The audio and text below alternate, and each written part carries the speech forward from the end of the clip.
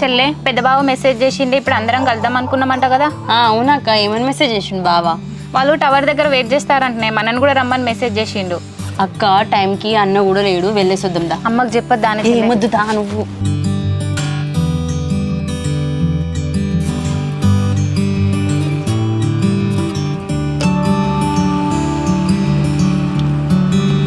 అన్న కొంచెం కింద నుంచి పోయన్న వడ్లను పోతానాయి.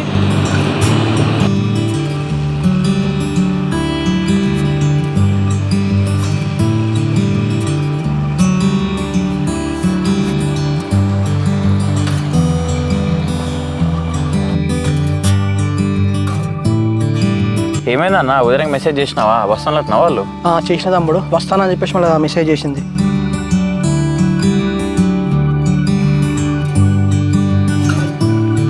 అన్నా వస్తున్నారు.